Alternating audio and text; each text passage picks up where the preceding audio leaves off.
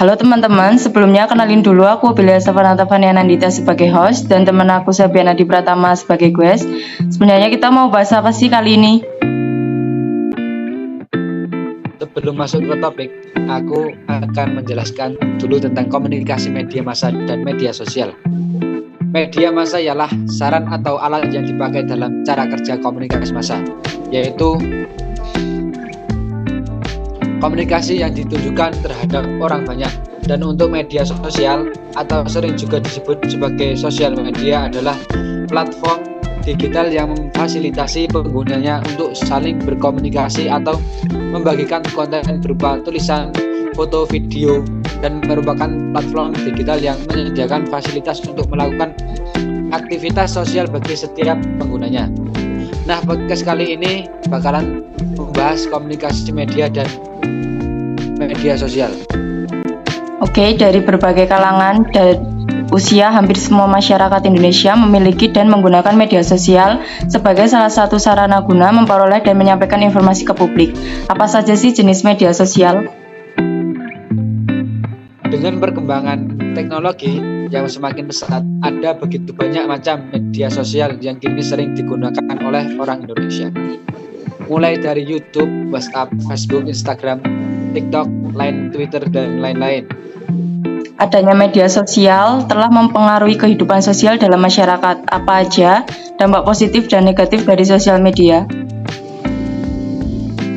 Mungkin untuk dampak positif dari media sosial adalah memudahkan kita untuk berinteraksi dengan banyak orang, memperluas pergaulan, lebih mudah dalam mengekspresikan diri, penyebaran informasi dapat berlangsung secara cepat, biaya lebih murah. Sedangkan dampak negatifnya adalah dari media sosial menjauhkan orang-orang yang sudah dekat dan sebaliknya, membuat orang-orang menjadi kecanduan terhadap internet, menimbulkan konflik atau masalah privasi.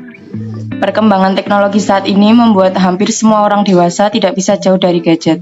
Bukan hanya orang dewasa saja, anak remaja yang sudah diberikan kebebasan memiliki perangkat elektronik bisa saja menjadi kecanduan karena fitur dan aplikasi menarik dari dalam gadget. Padahal kecanduan gadget pada remaja bukanlah hal yang baik. Bagaimana cara mengatasi kecanduan media sosial? Mungkin menggunakan smartphone secara bijak bisa menjadi cara efektif untuk mengatasi kecanduan media sosial. Selalu batasi penggunaannya, hapus akun yang tak digunakan, matikan notifikasinya. Jadi, jika kalian mulai merasa kecanduan gadget, cobalah untuk segera mengatasinya dengan belajar memfokuskan diri kepada kegiatan lainnya yang bermanfaat selain bermain gadget, seperti sering-sering ngobrol dengan teman atau keluarga, belajar, dan berolahraga.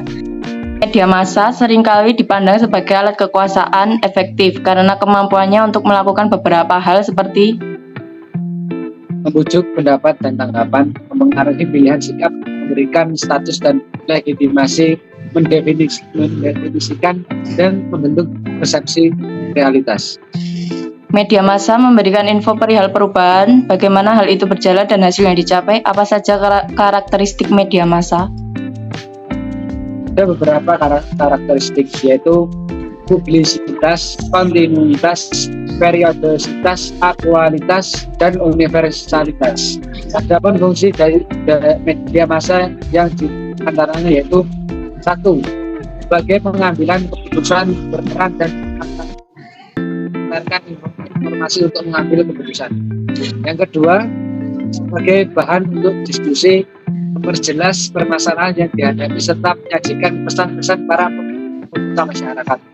Yang ketiga, sebagai memberi informasi kepada masyarakat umum secara tepat waktu. Yang keempat, sebagai pemberi pendidikan kepada masyarakat melewati beragam macam informasi. Media massa dan internet ternyata juga berperan besar dalam dinamika budaya yang terjadi di masyarakat karena sebagian besar masyarakat mendapatkan informasi dari kedua media tersebut. Berkaitan dengan hal itu, siapa sajakah yang berperan dalam menyebarluaskan informasi dari media massa atau internet kepada masyarakat? Yaitu yang nomor 1, media massa cetak adalah media massa yang dicetak dalam lembaran kertas seperti koran atau surat kabar. Kemudian yang kedua, media massa elektronik, yaitu media massa yang disebarluaskan melalui suara. Yang ketiga, media massa online, disebut juga media dalam jaringan, merupakan sebuah media massa yang memanfaatkan kekuatan jaringan internet sebagai media komunikasi penyebarnya. Akhir-akhir ini dunia maya banyak dimunculkan informasi dan berita palsu oleh sejumlah oknum yang tidak bertanggung jawab. Jika tidak ada kehati-hatian, netizen pun dengan mudah termakan tipuan hoaks tersebut, bahkan ikut menyebarkan informasi palsu itu. Tentunya akan sangat merugikan bagi pihak korban fitnah. Lalu bagaimana caranya agar tak terhasut? Itu caranya yang nomor satu adalah hati-hati dengan judul provokatif. Kemudian yang kedua, cermati alamat situs. Yang ketiga, periksa fakta. Yang keempat, cek keaslian foto. Dan yang terakhir adalah ikut serta grup diskusi anti hoax. Apabila menjumpai informasi hoax, pengguna internet bisa melaporkan hoax tersebut melalui sarana yang tersedia di masing-masing media. Demikian pengertian komunikasi media massa dan media sosial. Terima kasih telah mendengarkan podcast kami. Sampai jumpa.